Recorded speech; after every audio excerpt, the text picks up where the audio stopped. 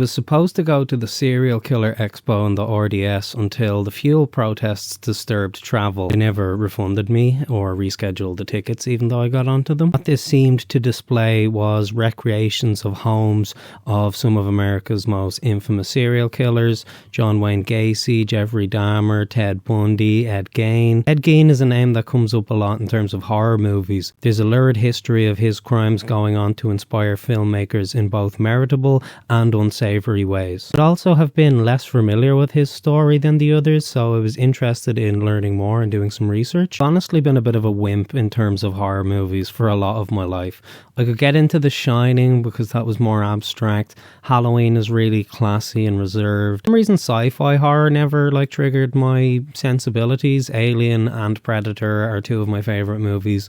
Also, embarrassingly enough, Alien vs Predator. The last couple of Halloween seasons, I've been pushing up against the limits of what I can handle. And honestly, the thought of this Serial Killer Expo still frightened me a little bit due to my sheltered nature of viewing these events through the lens of artsy directors. I thought to myself, fuck it, I better prepare for this fucking thing. What better way to do so than by watching the Texas Chainsaw Massacre? The Texas Chainsaw Massacre is a genre-defining work that went on to shape tropes of horror in all mediums to the present. The final girl, the masked wordless killer, the hillbilly cannibals. Some may suffer from a similar problem people get when they watch The Sopranos for the first time in the modern day. Things we see in these stories have become cliches to the point that plot elements aren't as impactful as they were when they first debuted. It takes a discerning eye for the craft and or understanding of the surrounding context they were made to really appreciate these works of art.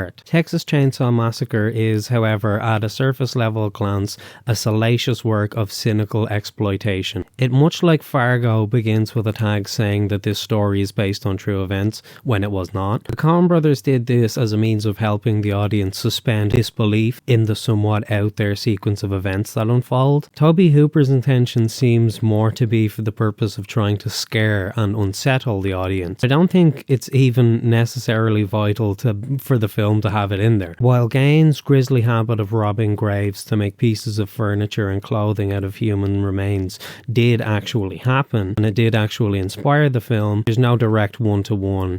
This isn't a story of what he did. There are major embellishments, there are a lot of changes. This does not accurately portray a real-life incident in the way that it claims. It comes a little bit hard to justify. But now let's talk about Psycho. The bodies of Mary Hogan and Bernice Worden weren't even cold when Alfred Hitchcock took inspiration from Ed Gein's crimes for the character of Norman Bates. And Bates also had an inappropriate obsession with his mother, even dressing up like her, much in the way that Gein did, and he's also obviously a murderer. One could argue that further depictions of other elements of the real-life killer in Texas Chainsaw Massacre is a response to the 60s classic. Leatherface also dresses as a woman in an equally comical way, although in Psycho that reveal of Norman in a dress isn't played for laughs. This, to me, elevates the exploitative elements into something that has more layers of meta-narratives. The film confronts and challenges the ways in which Gein had already been used to create sensationalized media. It removes any pretense of lofty ideas from Hitchcock's imagination and strips it down to something more primal, less calculated. It shows the type of people who do these things are not going to be master manipulators. Norman Bates is shown as charming and cunning. Ed Gein was not either of those things. On a complete side note, this was an issue I had with season 1 of True Detective. The program sets up a massive conspiracy of cover-up to protect the killers, assuming that's what would be necessary for someone to get away with such occult violence. Then when they finally pull up to the big bad at the end, it's just Leatherface, a huge, lumbering, disfigured, inbred hick. Further seasons had have explored the surrounding story in more depth, perhaps it wouldn't be as dissatisfying. As it is now, it's a letdown. But to circle back around to Ed Gein and his influence of horror movies, the book and movie American Psycho is, in my opinion, the culmination of the ways these real-life horrors have been commodified into commercial products and the ways in which that desensitizes society. The lead character, Patrick Bateman, is not only named after Norman Bates, but is seen passively watching Texas Chainsaw Massacre in the background while he's doing other things. A creative choice that at the time would have been even more shocking, given that the film was then banned from several countries. Patrick Bateman is somewhere between the master manipulator Norman Bates and the unhinged lunatic Leatherface. He obviously even miscredits a quote to Gain, showing that there was a direct influence between that murderer and Norman. Bateman, due to his consumption of very morbid graphic material, could just be imagining his crimes or else exaggerating how they actually happened. The question of whether or not graphic horror impacts people's perception of violence in real life is definitively answered, and this movie says yes. Given the full context of time, it's hard to discern whether or not censors had the right to prohibit the distribution of Texas Chainsaw Massacre and label it as a video nasty. It is arguably no worse than Psycho, a film that is lauded as a landmark of the genre. Compare Texas Chainsaw Massacre to Final Destination, any of those movies, or the Saw franchise. It's relatively tame and pedestrian compared to that shit. Even the Netflix series Monster, chronicling dramatizations of real-life mass murderers, have blurred those lines between entertainment and voyeurism. Like, looking back at Texas Chainsaw Massacre 50 years later, it's nearly quaint. Not to say that the film itself isn't challenging.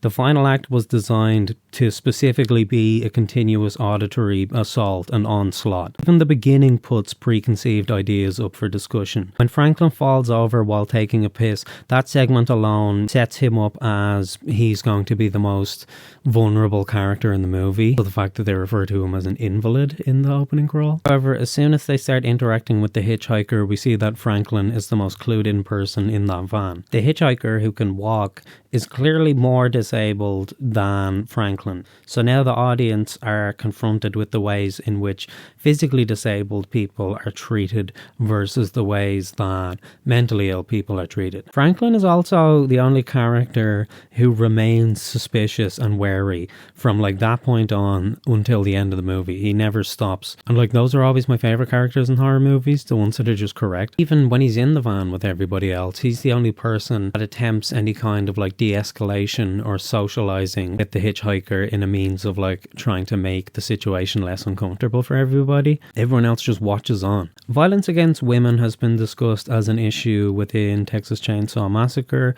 and I for once am not going to fall in line with the leftist ideologies, and I'm going to argue that the violence against women in this movie isn't disproportionate when compared to what happens to the men in the movie. One guy is beaten to a seizure and then immediately dismembered. Franklin is murdered alive with a chainsaw. He's the only person to actually die by chainsaw in the massacre. Right, the meat hook scene and the freezer jump scare are pretty horrific. Like, my issue in terms of this movie not having aged well with the portrayal of women is more to do with the wardrobe than anything else. Also, the framing, lots of close-ups of the women's short shorts. Another woman is also clearly braless. Even the swing shot, that's lauded as some sort of technical breakthrough, but it comes across as just a peeping Tom ass shot from a horny cinematographer. You could say, yeah, well, it was the 70s and that was a particularly warm summer. It doesn't work that for me, that excuse. Even the way that Sally, the final girl, escapes,